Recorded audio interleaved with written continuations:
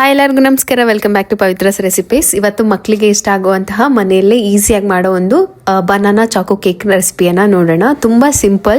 ಪ್ರೀತಮ್ ಇವತ್ತು ಯಾಕೋ ತುಂಬ ಆಸೆ ಪಡ್ತಾ ಇದ್ದ ಕೇಕ್ ಬೇಕು ಅಂತ. ಅದಕ್ಕೆ ನಾನು ಈ ಒಂದು ಕೇಕನ್ನು ಮಾಡಿಕೊಡ್ತಾ ಇದ್ದೀನಿ. ನೀವು ಇದನ್ನು ರೆಗ್ಯುಲರ್ ಹಾಲು ಯೂಸ್ ಮಾಡಿದ್ರೆ ಹಾಲಲ್ಲಿ ಮಾಡಿ.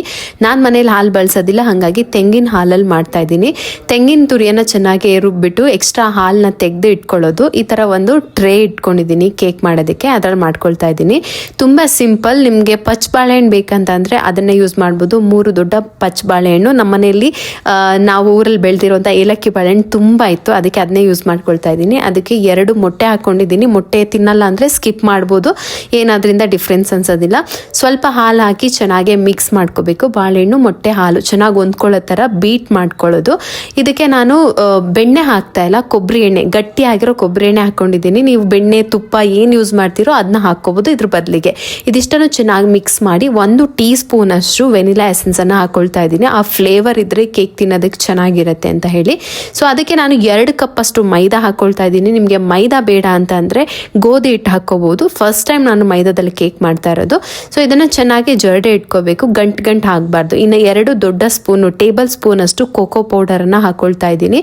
ಅದರ ಜೊತೆಗೆ ಅರ್ಧ ಟೀ ಸ್ಪೂನ್ ಅಷ್ಟು ಬೇಕಿಂಗ್ ಪೌಡರು, 1 ಟೀ ಸ್ಪೂನ್ ಅಷ್ಟು ಬೇಕಿಂಗ್ ಪೌಡರು, ಇಷ್ಟನ್ನು ಜರಡೆ ಇಟ್ಕೊಳ್ತಾ ಇದ್ದೀನಿ.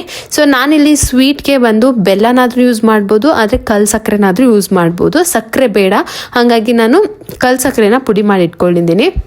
ಕನ್ಸಿಸ್ಟೆನ್ಸಿ ನಿಮಗೆ ತೆಳು ಗಟ್ಟಿ ಆಯಿತು ಅಂದಾಗ ಮತ್ತೆ ಸ್ವಲ್ಪ ಹಾಲನ್ನ ಮಿಕ್ಸ್ ಮಾಡಿ ಕಳಿಸ್ಕೋಬೋದು. ಸೊ ನೋಡಿ, ಬ್ಯಾಟರ್ಗೆ ಸ್ವಲ್ಪ ತುಂಬ ರನ್ನಿ ವಾಟರ್ ಥರನೂ ಇರಬಾರ್ದು, ತುಂಬ ಗಟ್ಟಿಗೂ ಇರಬಾರ್ದು, ಆ ಥರ ಕಳಿಸ್ಕೋಬೇಕು.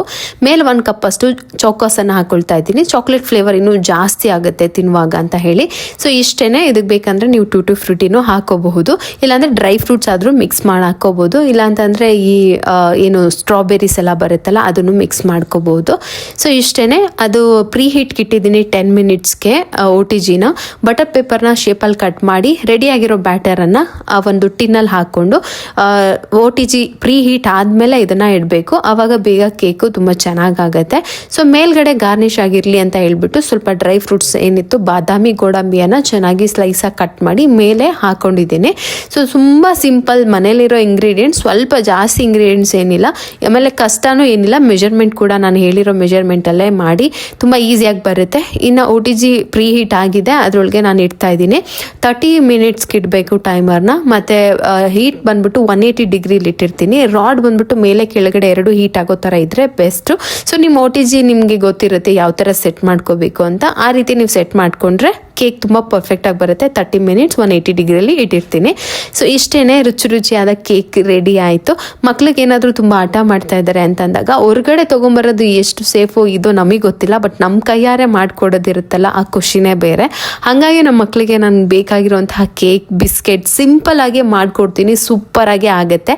ಸೊ ಇದ್ರ ಜೊತೆಗೆ ನಾನು ಬಾದಾಮ್ ಬಿಸ್ಕೆಟ್ ಕೂಡ ಮಾಡಿದೆ, ಒಂದು 3-4 ಇಂಗ್ರೀಡಿಯೆಂಟ್ಸ್ನ ಯೂಸ್ ಮಾಡಿ. ಅದನ್ನು ನಾನು ನೆಕ್ಸ್ಟ್ ವಿಡಿಯೋದಲ್ಲಿ ಅಪ್ಲೋಡ್ ಮಾಡ್ತೀನಿ.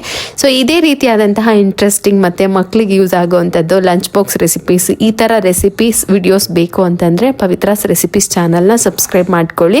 ಸಿಕ್ಕಾಪಟ್ಟೆ ಸಾಫ್ಟಾಗಿ ಸ್ಮೂತಾಗಿ ಪರ್ಫೆಕ್ಟಾಗಿ ಆಗಿತ್ತು ಕೇಕ್. ನೀವು ಟ್ರೈ ಮಾಡಿ ಹೇಗೆ ಬಂದಿತ್ತು ಅಂತ ಹೇಳ್ಬಿಟ್ಟು ನನಗೆ ಮತ್ತೆ ಬಂದು ಕಮೆಂಟ್ ಸೆಕ್ಷನಲ್ಲಿ ಹೇಳೋದನ್ನು ಮರಿಬೇಡಿ. ಇನ್ನೊಂದು ಬ್ಯೂಟಿಫುಲ್ ರೆಸಿಪೀಸ್ ಜೊತೆಗೆ ಸಿಗ್ತೀನಿ. ಅಲ್ಲಿವರೆಗೂ ಟೇಕ್ ಕೇರ್, ಬಾಯ್.